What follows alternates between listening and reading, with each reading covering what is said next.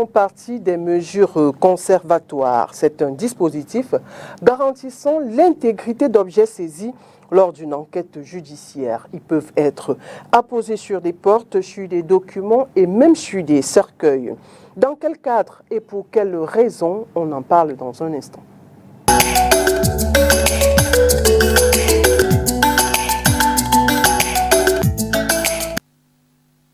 Mesdames et messieurs, bienvenue. L'émission C'est tout droit. Le programme se propose d'apporter des réponses aux questions de société à travers le regard des hommes de loi. Vous l'avez compris, ce jour, nous parlons de la pose des scellés. Qu'est-ce qui peut être mis sous scellé? Quels sont les types de scellés? Pour nous éclairer, je reçois sur ce plateau Maître Jacob Bétan. Il est avocat au barreau du Cameroun. Maître, bienvenue et merci d'avoir accepté notre invitation. Merci Oriane, bonjour à Oriane, bonjour à toute l'équipe STV. Et bonjour surtout à vos nombreux téléspectateurs. Merci maître. Mesdames et messieurs, pour planter le décor, je vous propose de regarder cet élément et nous revenons juste après. Poser les scellés sur un magasin, sur les portes d'un magasin, d'une pharmacie, comme des bureaux, tout ça. Pour le manque de respect de la réglementation. C'est ce que je dis. Donc, genre, si vous n'avez pas payé vos impôts, c'est possible qu'on... Qu'on vous scelle, oui. Si vous n'avez pas payé vos impôts. Il est établi que vous n'avez pas payé les impôts, on vous scelle. C'est automatique, non? C'est ça, c'est le manque de respect de la réglementation. Si vous n'avez pas respecté ça, c'est normal qu'on vous scelle. C'est un manquement. En route, c'est normal que la communauté mette les scellés pour que la circulation soit fluide. C'est normal pour pouvoir civiliser ceux qui refusent d'obéir aux règles parce qu'il y a des points de stationnement bien précis. Mais lorsque les gars gardent en désordre, c'est normal qu'il y ait les scellés sur les voitures. Effectivement, je crois que c'est dans ce domaine. Si c'est concernant aussi les scellés sur les boutiques, c'est aussi normal que lorsqu'on n'a pas payé les impôts, il faut qu'on paye un bien scellé pour qu'on sache vraiment que c'est un contribuable qui n'est pas en règle, qui est indiscipliné. Bon, je trouve tout à fait normal. Je crois que ça fait partie d'une loi de la Constitution du Cameroun. Pour moi, il n'y a pas de problème lorsqu'on fait la posée des scellés. Je pense que les scellés ne se posent pas au hasard. D'abord, je crois que la justice est celle qui est désignée, n'est-ce pas, pour autoriser la posée des scellés. Et je crois dans tout ce que l'homme a à faire, quoi. Donc personne ne peut se lever pour aller poser une scellé quelque part sans une décision de justice.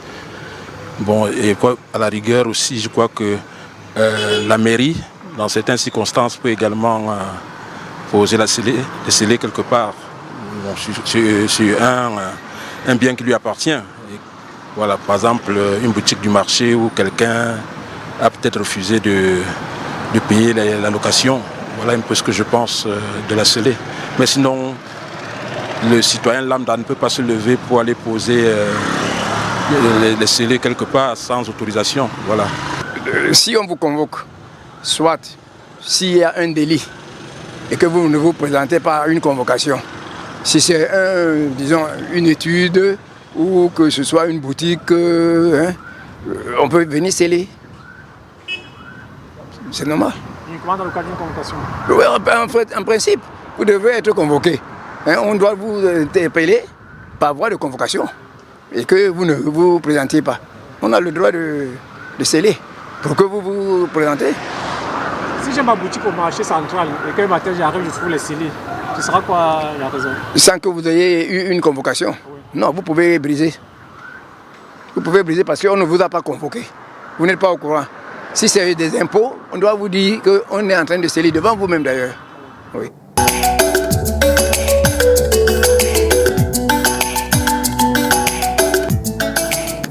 Merci Eric. Mais maître, un commentaire après leurs avis sur la question. Oui, le commentaire que je fais est que je suis content de constater que les citoyens sont plus ou moins très bien informés sur ce qu'on appelle scellé et les raisons pour lesquelles ça doit être apposé. Si les deux premiers étaient plus dans le sujet, le troisième s'en est un peu écarté. Mais toujours est-il qu'ils comprennent tous le sens de ce qu'on appelle scellé. Des scellés. Mais beaucoup plus pensent juste au commerce.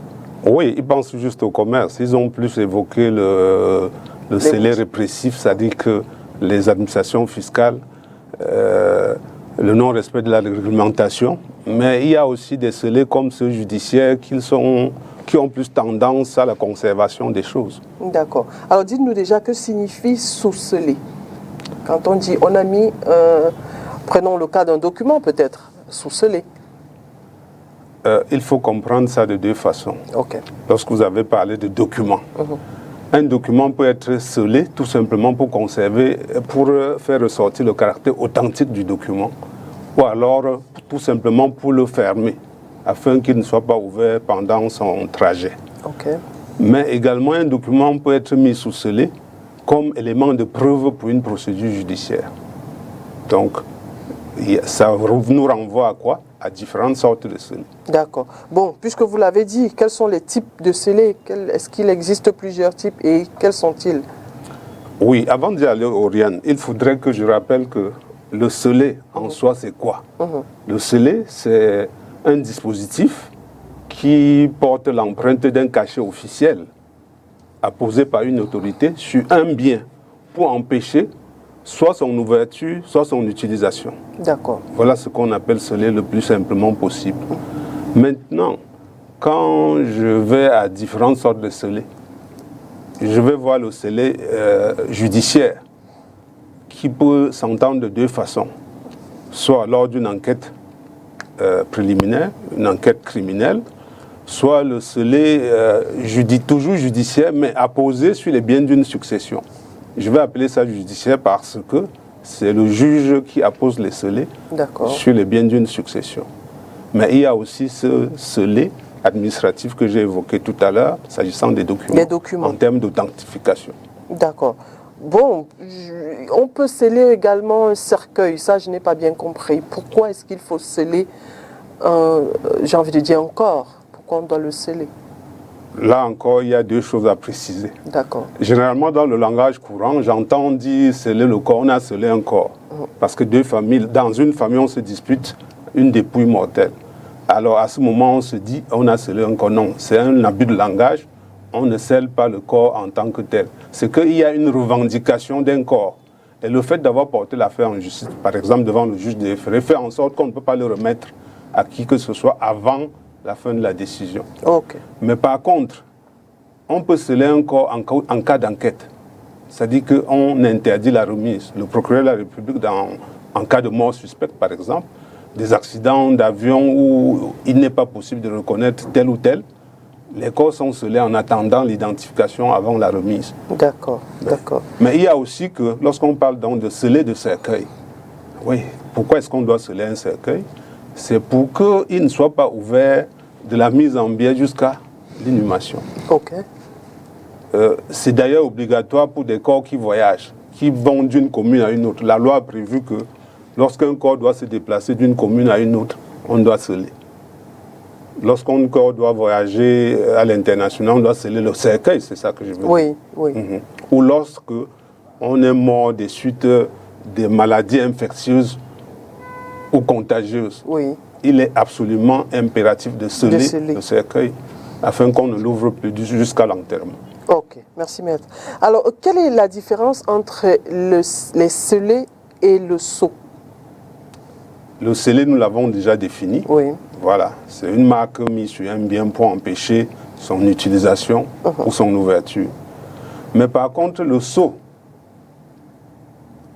je vais le définir par son synonyme, le cachet. Le sceau veut dire le cachet en réalité. Okay. Le sceau, c'est le cachet officiel d'une institution ou d'un État. C'est pour ça qu'on dit garde des sceaux. Okay. Ça dit garde des cachets de la République. Et c'est compétence dévolue au ministère de la Justice. Et c'est très important, le sceau, pour un pays. Oui, c'est très important. C'est là qui fait la marque distinctive d'authentification des documents émanant de la plus haute autorité de ce pays et même des autres organes. D'accord. Maître, tout à l'heure, on a parlé de la différence de ce qu'on scellé, mais est-ce qu'il y a des caractéristiques différentes des scellés? Oui, oui. Les scellés, dans leurs caractéristiques, peuvent revêtir plusieurs formes. Ok. J'ai déjà vu des scellés apposés au moyen d'une chaîne dont les bouts sont coincés dans un tampon à la scie, sur lequel on a posé un cachet, qui indique clairement qui est l'autorité qui a posé ce cachet. D'accord. À côté de cela, même, on peut agrafer une étiquette qui porte le numéro du scellé, la date et l'autorité qui l'a apposé. Et c'est important de ce cachet-là, c'est important de dire qui a apposé le scellé. C'est important parce que ça vous ouvre la voie au recours ou bien au moyen de lever de scellé. Vous saurez à qui vous adresser d'accord. Pour demander la levée de scellé. D'accord. Tout à l'heure, dans notre Vox Pop, il y a un monsieur qui a dit on ne peut pas apposer les scellés en votre absence. Vous devez être notifié. Est-ce qu'il a raison? Sinon, qu'est-ce qu'on doit comprendre à ce niveau-là? Oui, généralement, en matière de scellé, vous devez être là pour attester de l'opération qui se passe, pour déposer vos déclarations, vos observations ou votre opposition à la mesure, parce qu'un bon scellé doit être fait avec un procès verbal. Dans ce procès verbal, vous pouvez enregistrer vos déclarations, votre opposition, vos observations. Mais si vous n'êtes pas là, ça peut toujours se faire. C'est selon les cas. Si vous n'êtes pas là, ça peut toujours se faire. Vous pouvez avoir un représentant. Ça dépend du type de scellé. D'accord. Mais peut-être qu'il faut bien nous expliquer dans quel type on peut être représenté, dans quel autre on est tenu d'être là, ou dans tous les cas, on peut être présent ou représenté. Oui, dans tous les cas. Que ce soit un scellé judiciaire, pendant une enquête, on se rend compte qu'il y a des documents qui doivent servir d'éléments de preuve. On le saisit devant vous. Vous pouvez me contresigner le procès verbal. Mais si vous n'êtes pas là, un représentant va le faire. Parce qu'on ne va pas laisser les éléments qui vont servir de preuve en justice disparaître. D'accord. On sera obligé de le faire en votre absence. D'accord. Mais dans tous les cas, il doit y avoir une notification. On doit savoir qu'il y a une action qui est en train de se passer. Oui, absolument. Ça doit être, surtout pour les scellés administratifs, c'est nécessaire. D'accord. Et qui peut mettre les scellés? Qui peut les apposer? En termes techniques, il y a plusieurs personnes qui peuvent apposer les scellés. Je vais prendre l'exemple du greffier ou alors du juge. En matière successorale, c'est le juge qui appose les scellés ou alors le greffier qui l'aura commis à cet effet. En matière d'enquête, en matière pénale, ça peut être l'officier de police judiciaire qui mène l'enquête. Ça peut être le juge d'instruction pendant l'information judiciaire. Ça peut être le procureur de la République qui ordonne à l'officier de police judiciaire de le faire. Bon, en matière fiscale, c'est le receveur des impôts qui, par ses agents de contrainte, les agents assermentés du ministère des Finances en réalité, peut apposer ces scellés. Le maire de la commune peut aussi apposer des scellés. Vous avez entendu celui qui a parlé des boutiques. Voilà, lorsque vous ne payez pas vos redevances des boutiques communales, le maire est autorisé à apposer des scellés sur la boutique.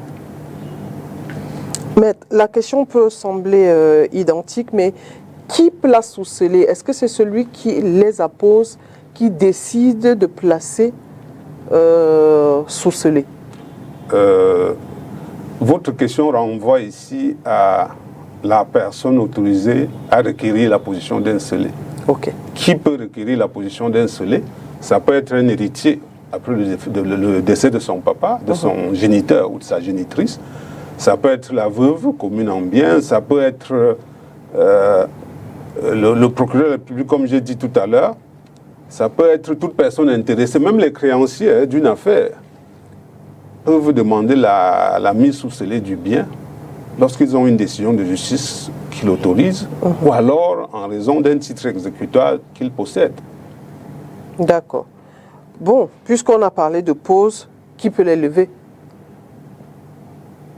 Qui peut les lever? C'est toujours généralement celui qui l'a apposé. D'accord. Qui vient lever après que les conditions qui ont prévalu à la pause aient été satisfaites. Bon, puisque on parle de levée, de pause et de conditions autour, parlons aussi du bris des scellés. Ça veut dire déjà quoi le bris des scellés? Qu'est-ce qui peut conduire quelqu'un à briser des scellés?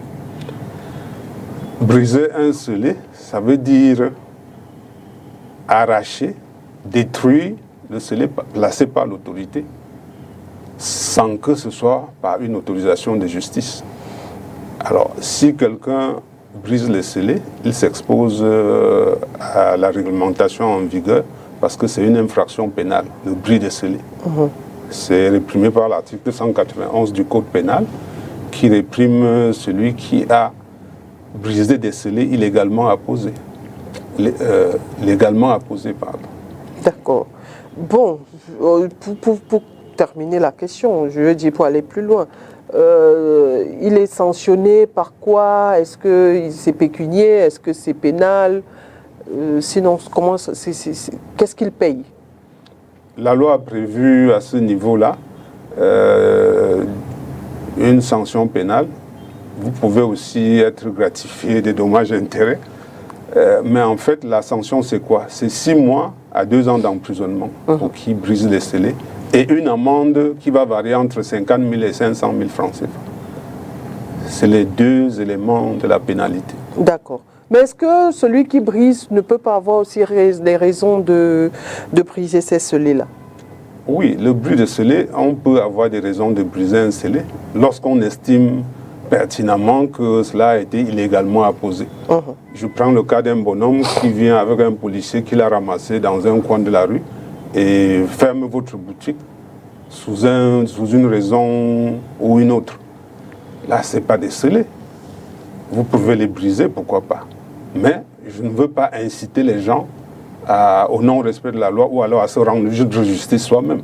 Parce que lorsqu'un scellé a été apposé, que ce soit de manière légale ou pas, généralement on est très loin de savoir comment ça s'est passé. Il vaut mieux toujours saisir l'autorité pour le recours nécessaire. Donc, si vous venez, vous n'avez pas été notifié, le scellé a été posé légalement, peut-être avec des représentants, vous les brisez, vous êtes en infraction. Vous êtes en infraction. Mais c'est au moment du jugement qu'on va apprécier.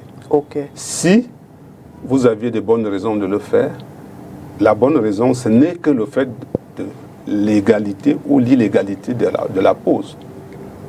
D'accord, d'accord. Alors, quelle est la durée de... Quand on a mis... on va dire quoi? Prenons... ou alors on va varier les exemples. La durée de la pose du scellé. Que ce soit un commerce, un document ou même un cercueil, quelle est la durée? Ce sera selon le type de scellé. Parce qu'en réalité, lorsqu'on est dans les scellés fiscaux et autres, la loi parlait de les anciennes lois, je ne sais plus ce qu'il en est aujourd'hui, on parlait d'une durée d'1 an. Mais en réalité, les scellés durent le temps que l'affaire va se décanter. Lorsqu'on a scellé votre boutique, c'est pour une raison. Si vous allez payer les redevances qu'il faut, ou bien satisfaire à l'impôt qu'on vous réclame, ils sont levés le lendemain. Vous pouvez me justifier avoir déjà payé ce qu'on vous réclame. Vous êtes libéré. Les impôts, les scellés judiciaires durent le temps de la procédure. Lorsqu'on les a examinés en justice, ils peuvent être libérés ou conservés définitivement. Là, vous soulevez, je veux bien comprendre, hein, vous parlez de scellé judiciaire, ça veut dire que ici, c'est qui s'occupe?